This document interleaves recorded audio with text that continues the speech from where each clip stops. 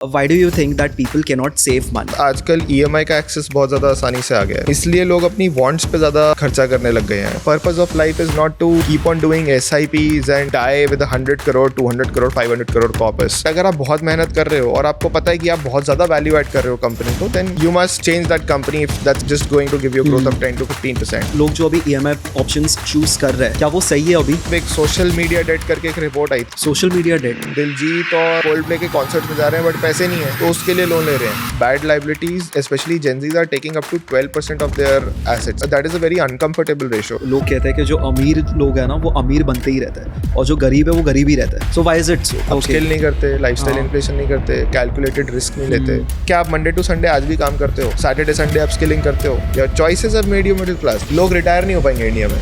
10 साल में ये प्रॉब्लम इंडिया में बहुत बड़ी होने वाली है. आप रिकॉर्ड करके रख लो, 10 साल बाद भी चला देना. Hello again. In the rising world of taxes, burden with money and relief with policies, today we have a guest who will take us through money-making policies and taxes. Please welcome Kanan Bahal and let's begin this interesting episode. So Kanan, tell me, why do you think that people cannot save money? मतलब लोग बाहर तो कमा रहे पैसा, right? But save नहीं हो पा रहा है. एक ना लाइफस्टाइल इन्फ्लेशन नाम की चीज़ होती है जिसमें मतलब आप अपनी ज़रूरतों से ज़्यादा खर्चा करते हो. I'll introduce you with two concepts. Like Okay. when I told you about lifestyle inflation, wherein, say for example, if your increment in a particular year of your salary or your business income is say 10%, and you end up spending more than 10% in the next year on your lifestyle expenses. Lifestyle expenses, when I say, they are not needful expenses. Like रोटी कपड़े मकान की बात नहीं कर रहा मैं इसमें lifestyle की बात कर रहा हूँ. एज इन आप महंगे रेस्टोरेंट्स में बहुत फ्रीक्वेंटली जाने लग जाते हो, आप महंगी महंगी ट्रिप्स मारते हो, आप महंगी गाड़ियाँ ले लेते हो जिसकी आपको ज़रूरत नहीं होती. सो मैं ये नहीं कह रहा कि गाड़ी लेना ज़रूरत नहीं है, बिल्कुल है. बट अगर आपकी इनकम 10 लाख है तो क्या 25 लाख 30 लाख की गाड़ी लेना सेंस बनता है? The answer is no. So लोगों के पास आजकल EMI का एक्सेस बहुत ज़्यादा आसानी से आ गया है, इसलिए लोग अपनी वॉन्ट्स पे ज़्यादा खर्चा करने लग गए हैं. सो मैं दूसरे कॉन्सेप्ट पे आऊँ तो नीड्स वर्सेस वांट्स का होता है. सो ये मेरे डैड ने मेरे को बहुत अर्ली इन लाइफ सिखा दिया था कि बेटा needs versus wants are very limited and wants can never be fulfilled. मतलब अंबानी जी की भी शायद वांट्स की मैं बात करूँ तो वो भी शायद कभी फुलफिल ना हो, क्योंकि वांट्स का कोई अंत नहीं होता. सो उन्होंने मेरे को ये सिखाया था कि अपने वांट्स को आप जितना ज़्यादा कम करके चलोगे उतना ज़्यादा आप लाइफ में फाइनेंशियली एटलीस्ट सुखी रहोगे, राइट? पैसे कमाने का, पैसे बचाने का, पैसे बढ़ाने का मैं नहीं कहता कि गोल कोई 100 करोड़ रुपए बनाना है, नहीं. अगर कोई ये गोल चेज कर रहा है तो मतलब उसका कोई सेंस नहीं है. वो फिर एक जीरो आप बढ़ाते जाओगे जैसे जैसे आप उस पर पहुंचते जाओगे और you will be in that trap. It's like it's never ending, right? Yes. The thing is that you have to be financially secure and have that kind of peace of mind that you're not gonna run out of money. You are not going to live paycheck to paycheck. What if you get fired? What if your business shuts down and things do go bad at times? Or what if a particular liability comes in and you're not able to fulfill that? So it's pretty important that you are financially secure first of all. So हमें अपनी needs पे ध्यान देना चाहिए और wants पे at least शुरू के टाइम पे थोड़ा सा कम ही खर्चा करना चाहिए. अब मैं ये नहीं कहता कि वॉन्ट्स पे बिल्कुल खर्चा नहीं करना चाहिए. तो जीने का पर्पस क्या है? क्या जीने का पर्पस पैसा बचा के यहाँ पे छोड़ के मर जाना है? नहीं. वॉन्ट्स पे भी खर्चा होना चाहिए, बिल्कुल होना चाहिए, बट इतना नहीं कि जो आपकी हैसियत के बाहर हो. सो से फॉर एग्जाम्पल मैं कैसे इसको देखता हूँ कि अगर आपसे लाख रुपए की सैलरी है, 50,000 रुपए की किसी की सैलरी आज टियर 1 सिटी में किसी जेनजी की, तो देखिए सबसे पहले तो आपको एक अपना इमरजेंसी फंड बनाना चाहिए. इमरजेंसी फंड होता है कि अगर भगवान ना करे आपकी जॉब चली जाए तो नेक्स्ट 6 to 12 मंथ्स के आप सर्वाइव कर सकते हो. आपको वो पैसा एक सेविंग्स बैंक अकाउंट, FD में या फिर किसी लिक्विड म्यूचुअल फंड में रखना चाहिए जिसको आप इमीडिएटली विड्रॉ कर सकें कभी भी कोई इमरजेंसी आने पर. और इमरजेंसी सिर्फ जॉब लॉस नहीं होता, और भी बहुत तरीके की इमरजेंसीज आ सकती हैं. दूसरा, आपके पास एक हेल्थ इंश्योरेंस होनी चाहिए कि भगवान ना करे आपको कभी हॉस्पिटलाइज होना पड़ जाए तो medical bills are going off the roof now. True. Medical inflation, कई सारी ऐसी रिपोर्ट्स आती हैं इंडिया में, मेडिकल केयर कॉस्ट की आई थिंक 14% इन्फ्लेशन है, which is approximately getting doubled. मेरे दादाजी अपोलो हॉस्पिटल में एडमिट थे एंड उनका खर्चा 2020 में कोविड के टाइम पे 20 लाख रुपए के आसपास आया था. 1 से 1.5 महीने के बीच के टाइम के लिए वो एडमिट थे. सो 14% इन्फ्लेशन है. सो आज 2025 में उसी की कीमत 40 लाख रुपए है अगर मेरे को वही ट्रीटमेंट अपोलो हॉस्पिटल से कराना हो तो. Okay. सो मतलब Yeah. I am simplifying it for you. Right, right. सो क्या आज की डेट में 40 लाख किसी के पास है? बहुत ही कम लोग होंगे जिनके पास एकदम लिक्विड कैश 40 लाख होगा. True. किसी को प्रॉपर्टी बेचनी पड़ जाएगी, किसी को कुछ करना पड़ जाएगा. बट क्या कोविड में प्रॉपर्टियां बिक रही थी ऐसे? नहीं. घर बैठे बैठे कैसे बिक्री होंगी? आप एक जगह से दूसरी जगह नहीं जा सकते. Right. हम कभी हॉस्पिटल जाते थे, 2 बारी पुलिस वाले बीच में रोक के पूछते थे कि कहाँ जा रहे हो, and rightly so, Yeah.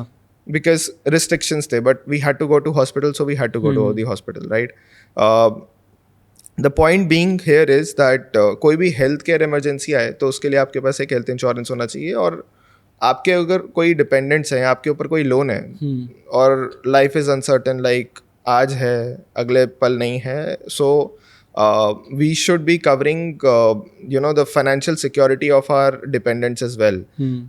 Again Covid का एक एग्जांपल देता हूँ. मेरे एक डिस्टेंट रिलेटिव थे, उनके ऊपर अच्छा खासा करोड़ से ऊपर का एक होम लोन था और एक गाड़ी का भी लोन था, और एक उनका 18-year-old किड था जो स्कूल से बस उसका आई थिंक 2020 में स्कूल का वो पास आउट हो रहा था, 2021 में आई थिंक. Okay. और उसी साल में उनका जो बड़ा बेटा था वो I think 3rd year of engineering में था, and he passed away.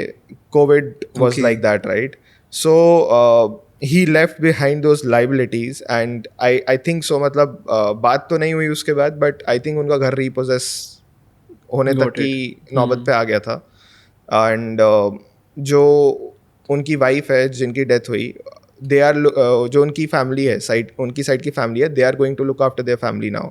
Okay. So do you want your family to be dependent on someone else like that just in case you don't live enough to support them? So ये 3 चीज़ें सबसे पहले होनी चाहिए आपके पास.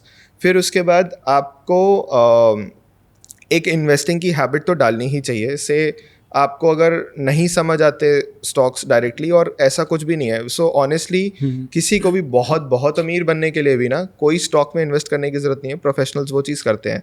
Okay. अगर आपको वो भी कॉम्प्लेक्स लगता है कि कोई एक्टिवली मैनेज म्यूचुअल फंड में कैसे चुनूँ, एक्टिवली मैनेज का ये मतलब है कि स्टॉक जो पिकिंग है वो आपका फंड मैनेजर मैनुअली करेगा. वो बोलेगा कि मैं इतना पैसा इस स्टॉक में लगाऊंगा, इतना पैसा इस स्टॉक में लगाऊंगा, उसकी डिस्क्रिप्शन पे लगाता है वो. Okay. सो अगर आपको वो भी समझ नहीं आते तो इंडेक्स फंड होते हैं, Nifty 50, Nifty 100, Nifty Yeah. 500, total market index, ऐसे बहुत सारे ब्रॉड बेस इंडेक्स होते हैं जिस पे आप एक्सपोजर ले सकते हैं. सो अगेन उसमें भी बहुत सारे तरीके के म्यूचुअल फंड होते हैं. आपको उसमें tracking error, expense ratio, age of fund, ऐसे टाइप के फैक्टर्स देखने चाहिए. सो आपको एक हैबिट डालनी ज़रूरी है. सो ये स्टेप नंबर 2 हो गया. Like first Right, of all is yeah. Preparing for emergency, second is Investing, starting yeah. With a habit.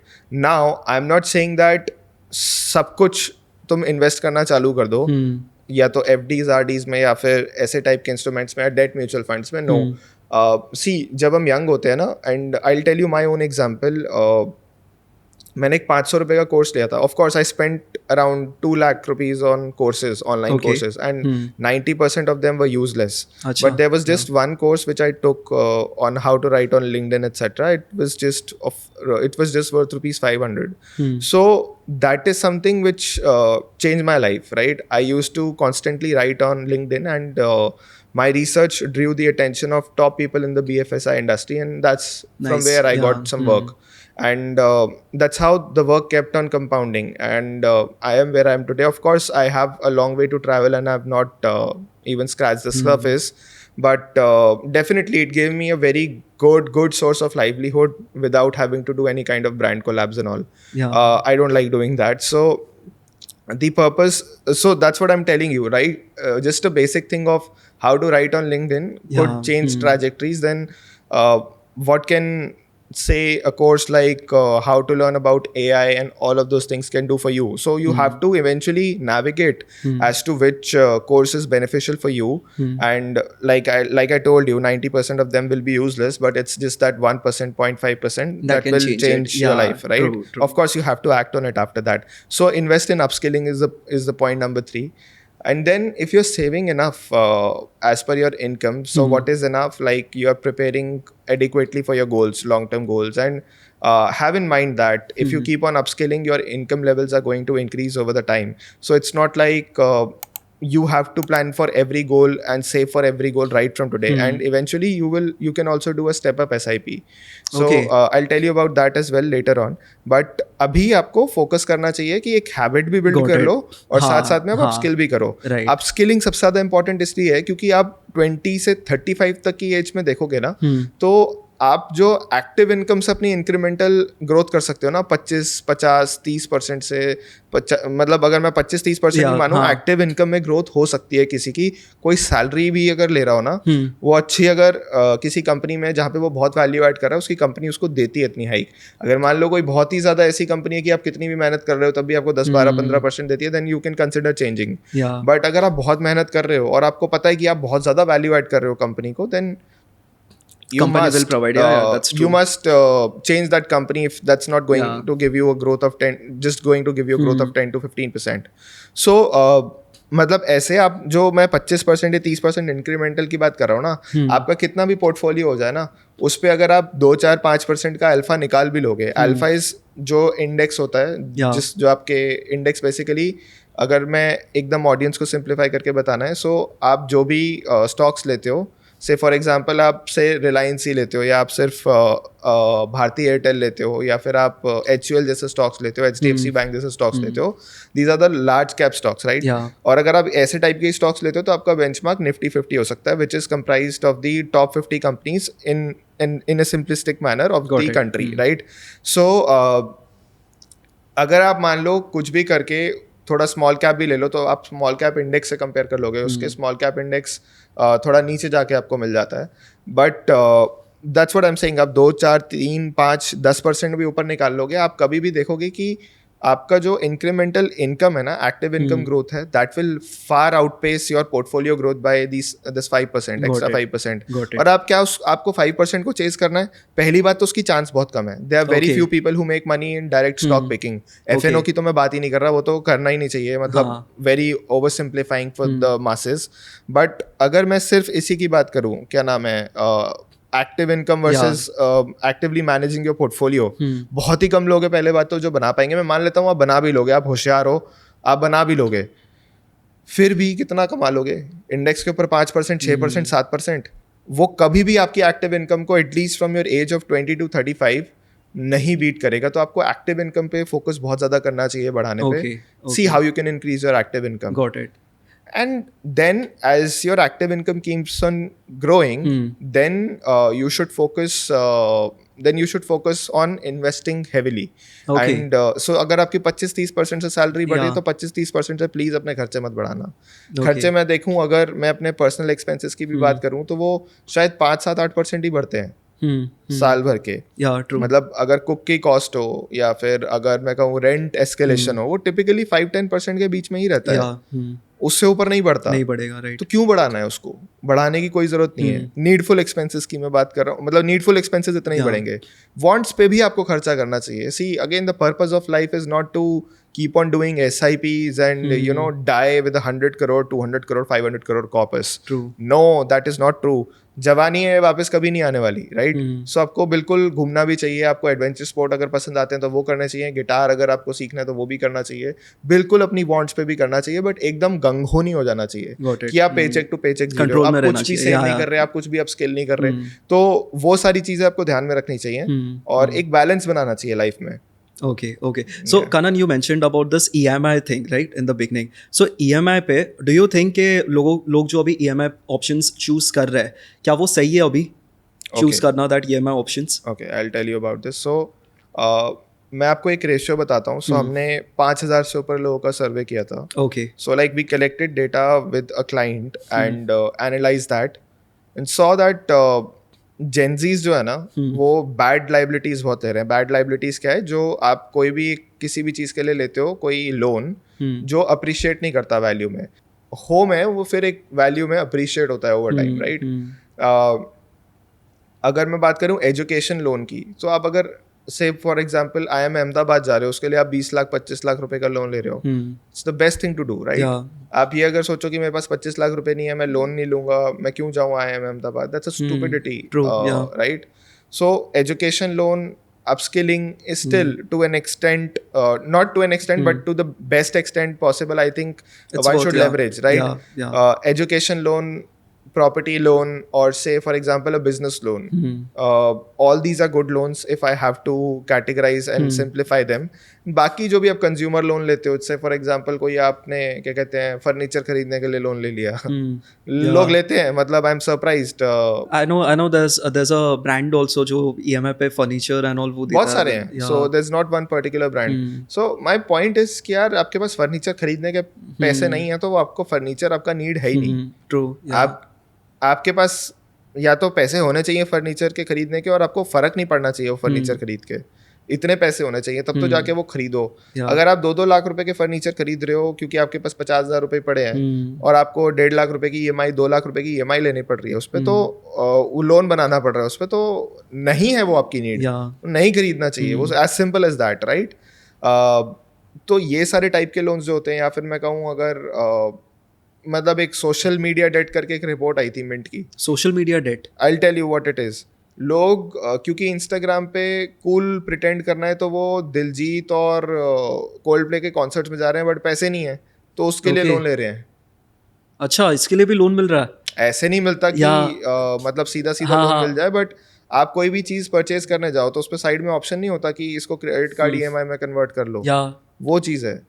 I mean like what the hell, that's foolish, right? So मतलब आपको क्योंकि cool pretend करना है stories पे, आप वो कर रहे हो तो आप दिखावे के लिए कर रहे हो यार, मतलब उस दुनिया को इम्प्रेस कर रहे हो जो आपको पूछने भी नहीं वाली, राइट? तो क्यों करना वो चीज, राइट? आपके पास, सो मैं भी गया था cold play for that matter, but मेरे को दूर दूर तक कोई लोन लेने की जरूरत नहीं पड़ी थी, मेरे को दूर दूर तक सोचना नहीं पड़ा twice before going to that concert, क्योंकि मैं जब 23 साल का था, सो वो कहेंगे कि तुम्हारे पास तो पैसे, तुम तो ये बोल सकते हो। अरे भाई, जब मेरे पास नहीं थे पैसे तब मैंने बहुत मेहनत करी थी, तब मैं बसों में जाता था, मेट्रो में जाता था, मैं किया है वो सब, तो आज जाके मेरे पास थोड़े बहुत पैसे हैं तो मैं जा सकता हूँ बिना सोचे, राइट? तो जो आपकी स्पेंडिंग है वो आपको अपनी इनकम लेवल के हिसाब से आगे बढ़ानी चाहिए। ऐसे नहीं कि मतलब एकदम सीधा, मतलब पहले दिन से ही आप एकदम गंग हो जा रहे हो और एकदम खूब आनंद फानंद में परचेजेस कर रहे हो और EMI पे EMI दबा के ले जा रहे हो। सो हमारा जो ये सर्वे था, मैंने आपको बताया, स्टडी थी, more than 5,200 individuals have been covered across 124 cities, and it took us 2.5 years to collect this data. 120 cities? 124 cities, okay. And it took us more than 2.5 years to collect this data. Bad liabilities to assets ratio की मैं बात कर रहा था, so लोग bad liabilities, specially Gen Zs, are taking up to 12% of their assets. Bad liabilities की बात कर रहा हूँ, गुड लाइबिलिटीज इसके ऊपर है। So that is a very uncomfortable ratio. It should be ideally within 3 to 4% of your total assets. But ये इतना हाई जा रहा है, which is problem. So assets क्या होते हैं? आपके घर हो गया, आपकी क्या कहते हैं, म्यूचुअल फंड बैलेंस हो गया, FD बैलेंस हो गया, all of those things, right? उसका 3 से 4% से ऊपर आपको ये फालतू लोन नहीं लेने चाहिए। सो मैं बताता हूँ, मैंने भी एक कार लोन लिया है, right? But it is with in 4 to 5% of my total assets. मैंने वो लोन भी क्यों लिया है, मैंने क्यों डाउन पेमेंट उसकी नहीं करी, क्योंकि मेरे को पता है एक कंपनी है जो अच्छी कंपनी है, उसके बॉन्ड्स 11% पे मिलते हैं, राइट? 11% इंटरेस्ट देते हैं। While again as a disclaimer, it is very risky for someone who doesn't understand. और मैं किसी और कंपनी के बॉन्ड्स नहीं खरीदने वाला, मैं उस कंपनी को एनालाइज कर चुका हूँ काफ़ी अच्छे से, तो मैं इसलिए उसके बॉन्ड्स ले सकता हूँ। और 11% के आसपास पे मैंने उसके बॉन्ड्स लिए हुए हैं। पोस्ट टैक्स उसकी रिटर्न मेरे को 9.7 9.8 के आसपास बनती है। मेरा लोन है 8.95% का, और उस पर मेरे को 30%, क्योंकि कार मेरा बिजनेस एसेट है तो उस पर 30% डिडक्शन भी मिलती है, because I fall in the 30% tax slab. So वो आके 6-6.5% के आसपास बैठता है, तो मैं साल के 40-50 हज़ार रुपए 3-4% के चक्कर में फ्री में कमा लेता हूँ। So over 7 years this is 3.5 lakhs. Got it. My loan 10 lakhs, right? So that's how you Makes take sense, smart moves. But मैं यही बोल रहा हूँ कि ये बहुत professionally, like first consult somebody. मैंने 10 साल से मैं फाइनेंसेस को देख रहा हूँ, मतलब मैंने बहुत गलतियां कर ली, हम्म। मैं नहीं चाहता कि आप करो, तो ये स्टंट मत लेना, मैं आपको बता रहा हूँ कि मैंने लोन क्यों लिया। राइट राइट, क्योंकि कुछ लोग आके देख के क्लिप काट के बोल सकते हैं कि तुमने खुद भी तो बैड लाइबिलिटी ली है, राइट अरे कैसे ली है वो देख लो। राइट राइट, नीड है, मतलब बिजनेस की नीड है कार लेना, और कार मैंने ऐसे कोई 50 लाख की नहीं ली है, मैंने कार भी मतलब 15-17 लाख रुपए की ली हुई है। सो और उसमें भी कुछ डाउन पेमेंट करी थी, उसमें भी कुछ मैंने लोन लेके किया था for this reason, because it. Bonds मिल रहे थे। राइट, हाँ हाँ सो उसमें फिर मैंने कैपिटल नहीं यूज करी अपनी। समझा समझा। यार एक बात बताना करण, हमने बहुत बार सुना है कि लोग कहते हैं कि जो अमीर लोग हैं ना वो अमीर बनते ही रहते हैं और जो गरीब है वो गरीब ही रहता है। So why is it so? Lifestyle inflation, like I told you, Okay. Upskill नहीं करते, लाइफस्टाइल हाँ। इन्फ्लेशन नहीं करते, कैलकुलेटेड रिस्क नहीं लेते। लाइक देखो, मैंने ऐसा कुछ तोड़फोड़ नहीं किया लाइफ में, मैं बट एक बहुत छोटा सा एग्जांपल हूँ, मैं अपनी बात करता हूँ। या लोग बोलते हैं कि your dad is a CA, your mother is a CA, that's why you could do business. That's true, but क्या आपने वो रिस्क लिया जब आपके पास वो टाइम था? आपने कैलकुलेटेड रिस्क नहीं लिया। मैंने लिया, और मैंने बहुत पछताया भी था। मैं पहले 2-3 साल जब मैंने वो रिस्क लिया था, मेरे को कोई रिटर्न्स नहीं मिल रही थी, मैं लॉसेस कर रहा था अपने बिजनेस में, जो भी मैंने किए थे। मैं देखता था यार, अगर मैं अभी जॉब में होता तो 20-25 लाख रुपए सैलरी तो मेरी ऐसे ही होती। बिग 4 में 4-5 साल के एक्सपीरियंस के बाद मैं ऐसे देखता। फिर उसके बाद मैं मंडे टू संडे काम करता हूँ यार।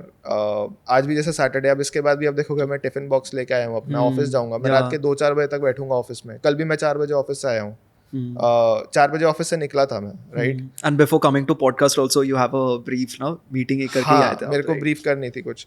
सो क्या आप मंडे टू संडे आज भी काम करते हो?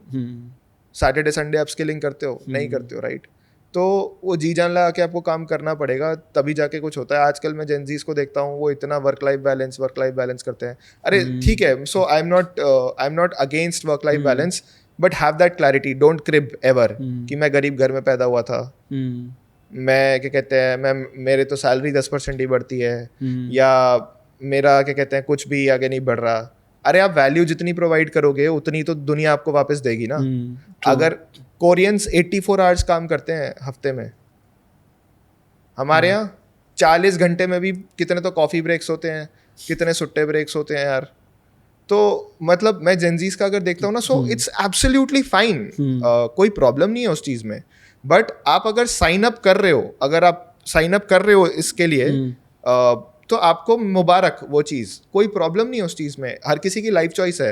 अगर मान लो कल को मेरे को फैमिली को टाइम देना है तो मैं भी 40 घंटे काम करूंगा, बट फिर मैं क्रिब नहीं करूंगा कि मैं तो जी मिडिल क्लास घर में पैदा हुआ था, मैं तो मिडिल क्लास ही रह गया। Your choices are made you middle class, right? So मैं नहीं कह रहा कि रिस्क लेके सारे लोग अमीर ही बन जाएंगे, बट रिस्क लेना तो ज़रूरी है। सो अगर मतलब रिच क्यों रिच बनते रहते हैं, पुअर क्यों पुअर बनते रहते हैं, उसका रीज़न यही है कि कैलकुलेटेड रिस्क आपको लेना आना चाहिए। आपको लाइफस्टाइल इन्फ्लेशन, मतलब सो मैंने क्या किया था, मैंने फटाफट ना 2 साल जॉब करके, 1.5 साल जॉब करके 20 लाख रुपए बचा लिए थे। ओके, मतलब घर ही बैठा था, कुछ खर्चे थे नहीं, 5-6 हज़ार रुपये जो भी पेट्रोल CNG का खर्चा होता था घूमने फिरने का, बस वही था Basics, मेरा। yeah. सो मैं हर महीने 50-60 हज़ार रुपये, 70 हज़ार रुपये जो मेरी सैलरी से बचता था मैं बचा रहा था। फिर वो मैं इन्वेस्ट भी कर रहा था साथ साथ में, तो वो ग्रो होके 20 लाख रुपए के आसपास हो गया था by the time I quit my job. Okay, 20 lakh is a very good question Yeah. To begin with, right? और मतलब तो मैंने वो जो पैसा बचाया वो अब मेरे पास रेडी था इन्वेस्टमेंट करने के लिए अपने बिजनेस में। अगर आप पहले दिन पे ही सोचो कि अब मेरी जॉब लगी, अब तो पहले तो मैं यहाँ ट्रिप मारने जाऊंगा, वहां जाऊंगा, करो, बिल्कुल करो, कोई प्रॉब्लम नहीं है, but again that's your choice. Then you are signing up for different priorities in life, but then don't ever crib about having less money. Your choices are making who you are, right? So this is the primary reason. Second is वही है यार कि आपको वो rich poor वाली में से एक बैलेंस होना चाहिए। मैं भी नहीं कहता कि एकदम ही पूरा टाइम काम करना चाहिए, मैं कर रहा हूँ तो मुझे भी लगता है कि मैं ज़्यादा ही कर रहा हूँ, इतना नहीं करना चाहिए, बट मुझे और स्मार्ट तरीक़ों से काम करना चाहिए और थोड़ा मतलब पर्सनल लाइफ पे भी फोकस करना चाहिए, जो मैं नहीं कर पा रहा। But see the point is your choices make you who you are, right? Of course इसके बाद भी आप कई बारी गिरोगे और बहुत कम चांस है कि आप ऊपर उठ जाओ उसके बाद, बट चांस तो लेना बनता है, right? If God has given you that chance, then आप चांस नहीं लोगे तो कौन लेगा? ट्रू। टेल मी, जो मिडिल क्लास लोग हैं वो कहाँ पे फाइनेंशियल मिस्टेक्स करते हैं और कितने ज़्यादा मिस्टेक्स वो हो रहे हैं? सी एक तो वो ये playing too safe, like I told you risk ना लेना, Yeah. बट मैं अभी अब बिजनेस वाली साइड से हट के इसी के ऊपर फाइनेंसेस के ऊपर बात कर लेता हूँ, since our podcast is on personal finance. Yeah. देखो, एक तो वही है कि लाइफस्टाइल इन्फ्लेशन, नॉट सेविंग और spending more than what you are earning, living paycheck to paycheck. So वही है कि आप वांट्स पे ज़्यादा खर्चा करने लग गए हो. सो यार, मैं एग्जांपल दूं, आजकल लोग ऐसी बातें करने लग गए हैं कि double income no kids, right? क्योंकि बच्चे के ऊपर क्यों खर्चा करें, अपने ऊपर कर लेते हैं, उसके बाद भी नहीं बचा पाते. Point number 1. यार, हमारे दादा लोगों ने मतलब मेरे पापा को मिला के 3 भाई बहन थे. मेरे दादा पार्टीशन से इंडिया में आए थे. मेरे ग्रेट ग्रैंडफादर एक फार्मर थे पाकिस्तान में. तो उनके 4 बच्चे थे. उनकी तो कोई इनकम नहीं थी. वो यहाँ पे आए थे, उन्होंने पैसे भी नहीं थे, और पता नहीं कैसे एक मनी लेंडिंग का बिजनेस स्टार्ट किया था, वो भी इमरजेंसी के टाइम पे डूब गया था. अच्छा. तो भी उन्होंने 4 बच्चे पाले. तो उस टाइम पे तो लोग पैसा बचा पा रहे थे ना 4 बच्चों के साथ. आज दोनों लोग कमा रहे हैं, और तब एक आदमी कमाता था, वाइफ नहीं कमाती थी तब. दोनों कमा रहे तो भी पैसा नहीं बचा पा रहे. तो आप कहीं देखो ना, फंडामेंटली तो प्रॉब्लम है ना, कि आप इतना ज्यादा खर्चा कर रहे हो, आप इतना ज्यादा लाइफस्टाइल एक्सपेंस कर रहे हो. करो, कोई प्रॉब्लम नहीं है, बट सेव भी तो करो यार साथ में. तो हैसियत के हिसाब से हमें स्पेंड करना चाहिए. वो ये एकदम आउटरन नहीं कर देना चाहिए अपनी इनकम को हर बारी, कि मतलब अगर अगले महीने सैलरी नहीं आई तो कितने लोगों की हालत वैसे ही खराब हो जाएगी. ट्रू. सो हमने इसके ऊपर भी एक रिसर्च करी थी कि कितने अच्छा. कम. सो ये जो रिसर्च करी है हमने, इसमें सारे एसेट, सारे लाइबिलिटीज के जो एस्पेक्ट्स हैं, इमरजेंसी प्लानिंग के एस्पेक्ट्स हैं, गोल प्लानिंग के एस्पेक्ट्स हैं, सारे कवर किए हैं. ओके. सो इमरजेंसी प्लानिंग में देखो आप, more than I think 59% of Gen Zs are underprepared for their emergencies, and 53% of millennials are underprepared for their emergencies. So it's pretty bad, I would say, that people are so like people are so not focusing on these basic aspects of personal finance, which is pretty important for everyone to consider. So I think वही है यार, middle class की problem वही होती है कि middle class इसलिए रह जाते हैं बिकॉज ऑफ देयर हैबिट्स. और मैंने वही कहा यार, पहले तो क्या सेविंग्स की हैबिट हुआ करती थी हमारे पेरेंट्स को, ग्रैंड पेरेंट्स को, जो हमें वो इतना रेस कर गए अच्छे से. ठीक है, मैं ये नहीं कहता कि. सो आई विल टेल यू, मेरे दादाजी को एक बार मेरी आर्टिकलशिप लगी थी KPMG में. 15,000 रुपये की स्टाइपेंड उस टाइम बहुत थी. जब 500 रुपये भी पॉकेट मनी, 2,000 रुपये भी पॉकेट मनी नहीं मिलती थी, तब 15,000 रुपये महीने के आना वॉज लाइक, क्या करूँगा मैं इतने पैसों का, क्या कीजिएगा इतनी धनराशि का. तो मैंने दादा को कहा, दादा मेरी फर्स्ट स्टाइपेंड वगैरह ऐसे आई है, तो आओ मैं आपको मूवी दिखाने ले चलता हूँ. So in his Punjabi accent he said that, नहीं ऐसा फिजूल खर्चियाँ होंदियां ने, असी नहीं जाएंगे, टीवी पे आएगी तब देख लांगे. तो what he meant to say was कि 200-250 रुपये बहुत महंगा होता है, फालतू चीज़ों पे नहीं खर्चा करना. So that's too frugal, I would say, but for his time I think it was right. उन्होंने यहाँ पे आके रिफ्यूजी कैंप्स में रहे, उन्होंने नाड़े बेचे थे. ठीक है, तो वहाँ से आके उन्होंने M.Com करी, एक बहुत ही सिंपल सी गवर्नमेंट जॉब करी अकाउंट्स डिवीजन में, और when he died he was a millionaire, right? Okay. So the point is that मतलब वही नहीं है यार कि आप डेथ बेड पे इतना सारा पैसा छोड़ के जाओ, उसका कोई मतलब नहीं होता. But again my point is कि यार उन्होंने अपने टाइम पे क्या क्या स्ट्रगल्स नहीं फेस करी. उनके पास कुछ अपॉर्चुनिटीज़ नहीं होती थी, नौकरियां नहीं होती थी, तब जाके इतना कुछ कर लिया, किस एट्रोसिटीज से गो थ्रू करके अपनी जान बचा के आए थे. कितनी बार तो लाइफ पे अटैक हुआ था उनके जब वो आ रहे थे. तो मैं पॉइंट वही कह रहा हूँ यार कि जब वो लोग कर सकते थे तो हम लोग क्यों नहीं कर सकते. कैसे नहीं कर सकते. अब रहना आपको नवाबों की तरह है तो फिर अलग बात है ना. अभी नहीं हो नवाब, जब नवाब बनोगे तब नवाबों की तरह भी रह लेना, कोई नहीं रोक रहा आपको, पर नवाब बनो तो सही पहले. Right. Tell me, what is the common thumb rule that everyone should follow while talking about their needs, wants and savings? यार एक है तो सही, वो 50-30-20 का, बट मैं उसको मानता नहीं. सो अगर आपकी कमाई ही 25,000 रुपये है तो आप कैसे 12,500 रुपये में मुंबई जैसे शहर में खर्चा चला सकते हो. तो आपको 20,000 रुपये खर्चा करने ही पड़ेंगे ना. सो जो बाकी 5,000 बचते हैं, like I said, emergency planning करो, उसके बाद दबा के अपस्किलिंग पे फोकस करो. आप कैसे आप 25,000 को 50,000, 50,000 को 1 लाख, 1 लाख को 2 लाख, 2 लाख को 4 लाख, 5 लाख को चाहते हो अगले 5-10 ईयर्स में. वो आपका फोकस होना चाहिए. और मतलब ये थंब रूल किसी काम के नहीं है. मतलब वो काफ़ी सब्जेक्टिव भी हो जाता रहेगा फिर. यार ये किसी के भी काम नहीं आता, मैं वही बोल रहा हूँ, ये थंब रूल नहीं चलते, personal finance is very personal. Okay.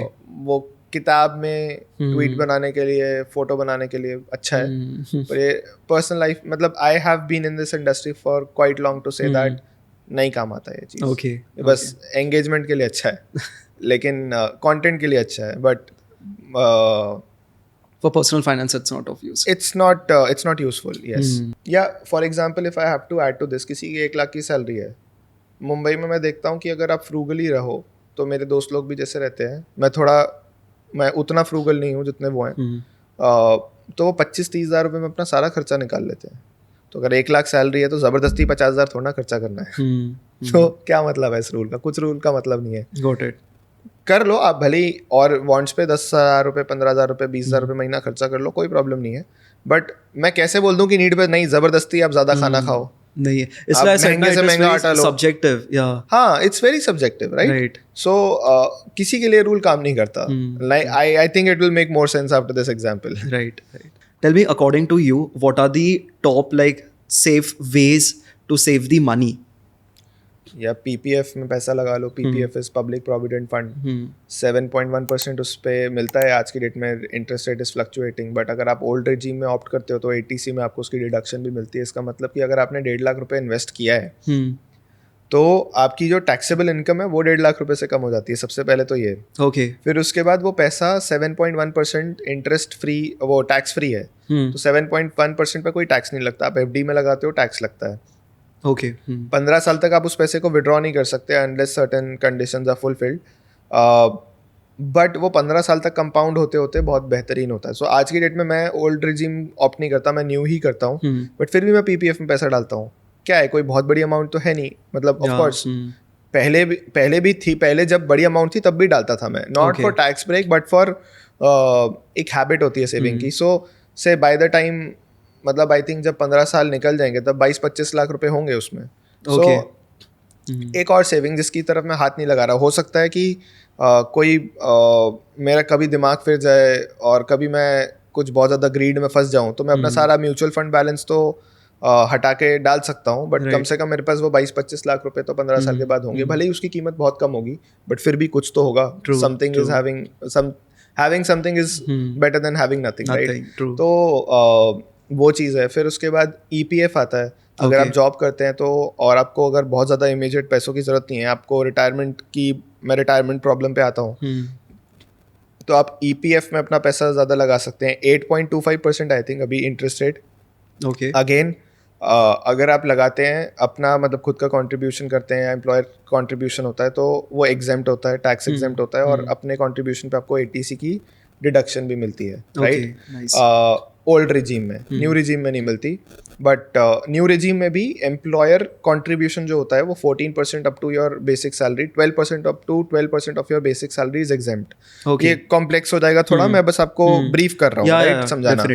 तो अगेन ये टैक्स एग्जेम्प्ट का ट्रिपल ई स्टेटस होता है कि आप इन्वेस्ट करो तब भी एग्जेम्प्ट हो रही है आपकी, मतलब टैक्सेबल इनकम रिड्यूस हो रही है, आपको इंटरेस्ट पे कुछ टैक्स नहीं देना, आपको मैच्योरिटी पे भी कुछ टैक्स नहीं देना, और 8.25% पे ये दोनों गारंटीड, मतलब ये 7.1 पीपीएफ, 8.25% ईपीएफ, मतलब सरकार की गारंटी है, ज़्यादा गारंटी तो ऊपर कोई होती नहीं, राइट? तो ये बहुत सेफ तरीका, सबसे ज़्यादा सेफ तरीका है पैसा बचाने के, 2 तरीके।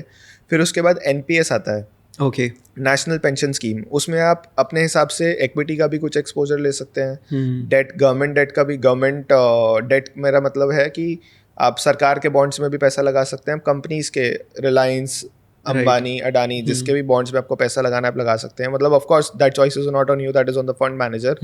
वो लोग आपके बिहाफ पे लगाते हैं, very low expense, and again it's for your retirement, both of these products, EPF and NPS. NPS में बस एक ही प्रॉब्लम है, अगेन आप until your retirement, same with EPF, in most cases आप विड्रॉ नहीं कर सकते। और NPS में ये होता है कि 60% जो आप निकालते हैं अपने मैच्योरिटी पे वो टैक्स एग्जेम्प्ट होता है। इस पे भी अगेन कोई टैक्स नहीं लगता। न्यू रिजीम में up to 14% of your employer's contribution is also exempt, और ओल्ड रिजीम में तो आप पैसा लगाते हैं तो भी एग्जेम्प्ट होता है अप टू सर्टेन लिमिट्स। और हाँ, ये लेकिन आप समझो ये 30-35 साल तक कंपाउंड होता है, तो उसकी बहुत ही ज़्यादा स्ट्रॉन्ग वैल्यू निकलती है। आप कभी भी कोई कंपाउंडिंग कैलकुलेटर गूगल पे जाके देखेंगे तो आप उसमें देखना कि 5 साल 10 साल पैसा लगाने में कितना कंपाउंड होता है। से 1 लाख रुपए से ही आप चालू करो तो वो अगर 15% से ग्रो करता है फॉर एग्जाम्पल हाइपोथेटिकली, तो वो 5 साल के अंदर 2 लाख रुपए होता है, 1 लाख 2 लाख होता है, 10 साल के अंदर वो 4 लाख होता है। ओके, सुनने में अच्छा लगा, अब और बताता हूँ। 15 साल में वही चीज़ 8 लाख होती है, 20 साल में वही चीज़ 16 लाख होती है, 1 लाख 16 लाख होता है, 25 साल में वो 32 लाख होता है, 30 साल में वो 64 लाख होता है, 64 लैक्स। सो 30 साल तक आप उसको इन्वेस्ट करके रखते हो, देखो कैसे 64 टाइम्स हो जाता है 15% पे। सो टाइम होराइजन आप देख रहे हो यहाँ पे बहुत इंपॉर्टेंट है। 1% इसमें मैं ऊपर नीचे कर दूँ ना और 10 साल कम कर दूँ तो प्रॉब्लम बहुत ज़्यादा है। ओके, सो अगर मैं 12% की बात करूँ और अगर आप उसको अगर मैं 20% की बात करूँ और से अगर उसको हम 20 साल तक लगाते हैं, so I calculated for 64 lakhs right. अभी 1 लाख 64 लैक्स होता है 30 साल में। अगर से मैं मैनुअली कैलकुलेट कर रहा हूँ, मेरे को याद है कि कितना कंपाउंड होता है, तो 4 साल में कंपाउंडिंग से डबल होता है, 15 में 5 साल में होता है। तो 4 साल में आपका होगा 2 लाख, 8 साल में होगा आपका 4 लाख, 12 साल में होगा आपका 16 लाख, नहीं 2 लाख 4 लाख 8 लाख 12 साल में, 16 साल में 16 लाख होगा और 20 साल में आपका 32 लैक्स होगा। ओके, ठीक है, लेकिन अगर आप यहाँ पे छोड़ दो तो भी आपकी अमाउंट आधी है क्योंकि आपने 10 साल कम लगाया पैसा। Right. Time period is 33% less but your corpus is less by what 50%, right? 50%, So true. time plays a far more important factor than your rate of return. तो NPS उसमें आपकी मदद करता है, बट लेकिन उसमें आप 40% जो आपका पैसा है वो आप निकाल नहीं सकते, उसकी आपको पेंशन मिलती है। So as the name suggest, national pension scheme. Right. मैं हम ये मिडिल क्लास वाली बात कर रहे थे ना, मैं आपको एक बहुत इंटरेस्टिंग चीज़ बताता हूँ। मैं मोर देन 50 लोगों से मैंने बात करी। मैं देहरादून के गवर्नर ऑफिस में गया था उनके स्टाफ से। They are all sorted in life. उनकी इतनी कम सैलरी होती है ना यार, still they are all sorted in life, they have no financial worries. कुछ एक लोग होते हैं definitely due to family circumstances, but more than 75-80% of them are very financially sorted. मैं अपने शहरों की बात करूं तो यार उससे कितना ज़्यादा लोग कमाते हैं कितनी कम उम्र में, फिर भी पे चेक टू पे चेक रहते हैं और उनका दूर दूर तक मेरे को नहीं दिखता कि वो रिटायरमेंट पे सुखी होंगे। रिटायरमेंट प्रॉब्लम की मैं बात कर रहा था आपसे। लोग रिटायर नहीं हो पाएंगे इंडिया में। देखना आज मैंने कई जगह जाके सेम बात बोली है, आपको भी बोल रहा हूँ। 10 साल में ये प्रॉब्लम इंडिया में बहुत बड़ी होने वाली है। आप रिकॉर्ड करके रख लो, 10 साल बाद भी चला देना। People won't be able to retire in India and because they are not investing in instruments like these, they are spending more on their wants, they are not restricting their wants, right? तो इस चक्कर में लोग retire ही नहीं कर पाएंगे। सो ये सारे इंस्ट्रूमेंट्स आपके रिटायरमेंट के लिए बहुत इंपॉर्टेंट है। फिर आता है म्यूचुअल फंड। आप उसमें सेफ्टी से चालू करना है तो निफ्टी 50 निफ्टी 100 इंडेक्स फंड से आप चालू कर सकते हैं। But again having said that, आपकी नीड्स यूनिक होती हैं, पर्सनल फाइनेंस बहुत पर्सनल होता है, तो आपको एक सेबी रजिस्टर्ड इन्वेस्टमेंट एडवाइजर से जरूर कंसल्ट करना चाहिए before taking any financial decision. This podcast should be taken just as a literacy mechanism and not as an advisory or execution mechanism.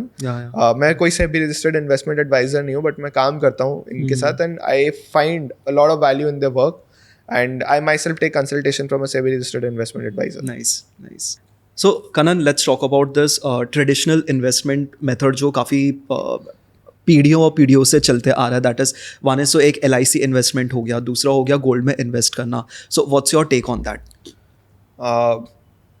LIC मतलब लाइफ इंश्योरेंस पॉलिसीज में मानता हूँ। वो सिर्फ LIC की लाइफ इंश्योरेंस पॉलिसीज होती है और आजकल प्राइवेट इंश्योरेंस भी बहुत बेचते हैं, SBI life, HDFC life, Kotak life और बहुत सारे प्राइवेट प्लेयर्स भी हैं। मुझे ना इन्वेस्टमेंट की तरह इंश्योरेंस प्रोडक्ट्स बिल्कुल समझ नहीं आते, ना किसी को आने चाहिए। उसमें आपको पता है कि अगर आप बैंक के थ्रू खरीदते हैं, किसी कमीशन एजेंट के थ्रू खरीदते हैं किसी भी इंश्योरेंस प्रोडक्ट को, तो पहले साल में कितना कमीशन उस जो बैंक बेच रहा है या जो एजेंट आपको बेच रहा है, कितने तक आपको जो फर्स्ट ईयर प्रीमियम आप देते हैं उस पर कितना जा सकता है, आपको मालूम है? 65%। 65% तक पैसा मिलता है फर्स्ट ईयर प्रीमियम जो आप देते हो किसी भी पॉलिसी का, उस एजेंट को जो आपको बेच रहा होता है। Maximum I think I have heard is 65%। कुछ एक केसेस में 70-80% भी गया हुआ है, मैंने सुना हुआ है, राइट। बट 65% तो लोगों ने कन्फेस किया हुआ है कि हमें मिलता है, डेटा है, राइट। डेटा कहता है ये चीज़। हमने बहुत बारी रिसर्च करी है, लोग कंटिन्यू ही नहीं करते। 50% से कम लोग पॉलिसीज अपनी कंटिन्यू करते हैं 5 साल के बाद तक। परसिस्टेंसी रेशियो बोलते हैं इसको इंडस्ट्री में, क्योंकि उनको बताया नहीं जाता कि इस प्रोडक्ट की क्या पेरिल्स हैं। और आपको पता है, आप अगर मान लो अगले साल आप बोलो म्यूचुअल फंड में कि मेरे को नहीं जम रहा, मेरे को एग्जिट करना है, जो भी आपकी मार्केट वैल्यू के हिसाब से होगी वैल्यू आपको मिल जाएगी। इंश्योरेंस में कैसे होता है? इंश्योरेंस में आपको एंडाउमेंट प्लान्स की टिपिकली मैं बात करूं तो अगर आप पहले साल का प्रीमियम देने के बाद अगर अगले साल पैसा नहीं लगाते हो, आपको पैसा ही नहीं मिलता, कुछ भी जीरो रहता है आपका पैसा। म्यूचुअल फंड में आप कभी भी रिडीम कर सकते हो, आप अगले दिन कर सकते हो। थोड़ा एग्जिट लोड लगता है 1% का, बट वो क्या ही होता है यार, यहाँ पे 0% हो जाता है आपका पैसा। 2 साल अगर आपने दिया उसके बाद आपको एग्जिट करना है तो आपको 2 साल का 30% मिलता है, वो क्या ही है।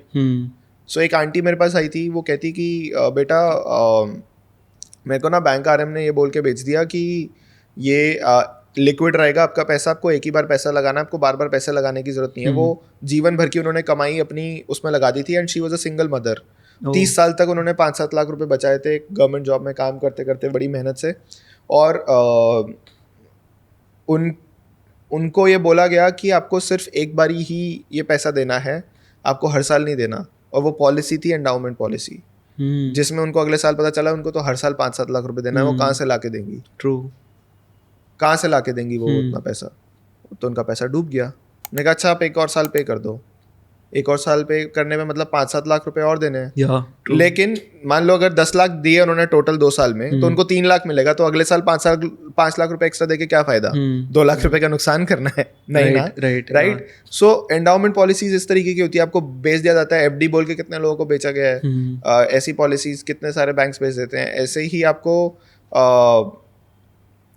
मतलब ये बोल के भेज दिया जाता है कि आपका पैसा लिक्विड रहेगा, और ये नहीं बताया जाता कि अगले साल भी आपको पैसा देना पड़ेगा। सो ये बैंकर्स को या जो भी मतलब ऐसी भारी भारी कमीशंस बनाते हैं, इनसे आपको दूर ही रहना चाहिए। और ये इन्वेस्टमेंट तो बिल्कुल भी मेरे हिसाब से सही नहीं है। अगर आपको फिक्स्ड रिटर्न इंस्ट्रूमेंट्स में ही कमाना है तो मैंने बोला जैसे ईपीएफ है, पीपीएफ है, एनपीएस है, ये बहुत बेहतर सरकारी प्रोडक्ट्स हैं। अगेन आपकी नीड्स और आपकी पर्सनल रिक्वायरमेंट्स होती हैं वो अलग हो सकती हैं, तो इसलिए आपको अपने इन्वेस्टमेंट एडवाइजर से ज़रूर कंसल्ट करना चाहिए before taking any decision. But this is largely a literacy mechanism for you to begin with, right. अब आपने गोल्ड की बात करी, सी गोल्ड एक बहुत अच्छी इन्वेस्टमेंट है, बिल्कुल करनी चाहिए। अब गोल्ड में इन्वेस्ट करने के 2 तरीके हो सकते हैं। एक होता है कि आप फिजिकल गोल्ड खरीद लीजिए, either in the form of jewellery और ब्रिक्स, और in the form of either sovereign gold bonds और digital gold which is in the form of gold ETF mutual funds. तो देखिए अभी SGPs आने तो बंद हो गए हैं, तो मेरे हिसाब से गोल्ड ETF एक अच्छा तरीका है एक्सपोजर लेने का। उस पर कोई GST नहीं लगता परचेज पे। जब आप फिजिकल गोल्ड खरीदते हैं आपको 3% GST देना पड़ता है। ज्वेलरी पे मेकिंग चार्जेस, सेलिंग चार्जेस बहुत हैवी होते हैं। अगर आपको इन्वेस्टमेंट ही करनी है, आपको पर्सनल यूज के लिए नहीं लेना गोल्ड, तो आपको ब्रिक्स ले लेने चाहिए। अगर आपको फिजिकल गोल्ड भी रखना है तो physical gold is also good option, but उसमें आप देख लीजिए कि थेफ्ट का रिस्क होता है, बाकी सारे रिस्क होते हैं। तो गोल्ड इज डेफिनेटली, आप अगर गोल्ड की हिस्ट्री निकाल के देखो तो मैं थोड़ा सा कॉम्प्लेक्स है, मैं ट्राई करता हूँ समझाने का। तो जैसे इंडिया है, इंडिया में निफ्टी 50 एक हेडलाइन स्टॉक मार्केट इंडेक्स है, और इंडिया में हम रुपी टर्म्स में अगर गोल्ड की रिटर्न्स देखें तो निफ्टी 50 ने 1-1.5% से बीट किया है over the last per year basis पे, ओवर द लास्ट 20-25 ईयर्स। लेकिन इंडिया ही एक ऐसी कंट्री है अमंगस्ट इमर्जिंग मार्केट्स, जो मॉर्गन स्टैनली कॉम्पोजिट इंडेक्स के हिसाब से इमर्जिंग मार्केट कंट्रीज है, 25-30 कंट्रीज में से इंडिया ही है जिसने 20-25-30 साल के होराइजन में गोल्ड की रिटर्न्स को बीट किया है, लोकल करेंसी गोल्ड को। बाकी कंट्रीज के हेडलाइन इंडेक्स है, आप उनकी लोकल करेंसी गोल्ड रिटर्न्स को देख लो तो बीट ही नहीं किया है। और इंडिया में भी अगर आप देखो तो वॉलेटिलिटी जो निफ्टी 50 की होती है, वॉलेटिलिटी मतलब कितना ऊपर नीचे जाता है फ्रीक्वेंटली, उसको स्टैंडर्ड डिविएशन आप की तरीके से मेजर करते हैं। आप अगर रिटर्न से स्टैंडर्ड डिविएशन डिवाइड कर दो ना for each unit of risk, if I have to say it, तो उसमें गोल्ड आउट परफॉर्म कर जाता है। So I know it is complex. Say for example अगर 15% रिटर्न मिली 5% स्टैंडर्ड डिविएशन के साथ, तो आपकी रिस्क टू रिवॉर्ड रेशियो इस केस में 3 का हो गया फॉर निफ्टी. Okay. बट अगर मुझे 14% रिटर्न मिली गोल्ड में with 2% standard deviation in the denominator, तो मेरा रिवॉर्ड टू रिस्क रेशियो 7 हो गया. तो गोल्ड उस सेंस में अच्छा परफॉर्म किया है, right, as compare to Nifty 50. Yeah. और ऐसी कोई भी कंट्री नहीं है जिसने reward to risk ratio basis पे मतलब gold rate local currency gold returns को बीट किया amongst emerging markets. So gold is definitely historically आप देखो तो काफ़ी अच्छी इन्वेस्टमेंट रही है. कोई भी सेंट्रल बहुत सारे लोग बोलते हैं इसकी परसीव्ड वैल्यू ज़्यादा है, एक्चुअल वैल्यू ज़्यादा नहीं होती. बट आप देखो हिस्टोरिकली आज तक जो चलता आ रहा है सदियों से, इनफैक्ट सेंट्रल बैंक्स भी अपने जो फॉरेन रिजर्व्स है उसका आई थिंक इंडिया में अब 10% से ऊपर हो गया है कि आरबीआई ने अपने जो फॉरेन रिजर्व्स हैं वो 10% से ऊपर, आई थिंक ग्लोबल एवरेज है 10% से ऊपर. Okay. कि जितने भी सेंट्रल बैंक्स हैं सबने अपने गोल्ड में एक्सपोजर लिया हुआ है अपने फॉरेन करेंसी रिजर्व्स का as percentage of the foreign currency reserves. So वो होता है कि जब भी कुछ भी बुरा होता है दुनिया भर में, तो gold is a natural hedge. Because आपने देखा होगा कि रशिया के केस में उनके जो डॉलर्स में फॉरेन रिजर्व्स थे, जो उनके यूएस गवर्नमेंट बॉन्ड्स थे, वो सारे लॉक कर लिए गए थे, वो फ्रीज कर दिए गए थे. तो आपके पास नेचुरल हेज क्या बचा अपने पैसे बचाने का? गोल्ड. तो इसीलिए सारा दुनिया जो है वो gold is because it's a universally accepted mechanism of exchange since the last so many centuries, so it is a natural hedge Makes to sense, yeah. go forward to. That's why gold की value आपको देखते हो कि over time बढ़ती है. और India में कितना तेजी से रुपया गिर रहा है, और गोल्ड हमेशा यूएस डॉलर्स में डिनोमिनेटेड होता है, तो 4% तो फ्री का आपको वैसे ही मिलता है हर साल जैसे रुपया डेप्रिशिएट होता है. सो मतलब गोल्ड बहुत अच्छी इन्वेस्टमेंट है. मैंने आपको तरीके बता दिए, बट अगेन आप अपने इन्वेस्टमेंट एडवाइजर से पूछ के कीजिएगा. ये एक लिटरेसी की तरह इस पॉडकास्ट को लीजिएगा. एंड बाकी मैंने आपको बताया ये पॉलिसियाँ आपको लेने की जरूरत नहीं है. आपको एक टर्म इंश्योरेंस लेने की जरूरत है which is a pure risk cover, कि भगवान ना करे कि अगर आप नहीं रहते तो उस केस में आपका पैसा जो है आपके डिपेंडेंट्स को जाएगा. उसका सेंस बनता है. अब आपको वो बोलेंगे नहीं इसमें आपको वापस थोड़ा कुछ मिलेगा अगर आप बच जाते हो तो. अरे बच जाता हूँ तो अच्छी बात है ना. और कितना प्रीमियम जाता है आपको पता है? मेरा 20,000 रुपये का जाता है साल भर का, और 1.5 करोड़ का कवर है अंटिल द एज ऑफ 85. मेरे को पे करना है 60 की एज तक, लेकिन 85 की एज तक मैं मरूंगा तो मेरे डिपेंडेंट्स को 1.5 करोड़ रुपया मिलेगा. अब आप ये देखो कि मतलब ऑफ कोर्स ऐसे आपको इंश्योरेंस नहीं लेनी चाहिए. मैंने ज़्यादा गलती कर दी. वो 60 साल की उम्र तक ही मेरे को लेनी चाहिए थी, 85 तक नहीं लेनी चाहिए थी. तो मेरा प्रीमियम और 14,000 रुपये का जाता साल का. The point of insurance is not to make returns. अगर आप अनबंडल करके प्रोडक्ट्स लोगे ना, टर्म इंश्योरेंस अलग और म्यूचुअल फंड अलग, आप ज्यादा पैसा कमाओगे. आप कैलकुलेशन कभी ध्यान से करके देखना, एक उस एडवाइजर से पूछ के देखना जिसको कमीशन ना मिलती हो. वो आपको बताएगा कि जो मैं बात बोल रहा हूँ वो सही है.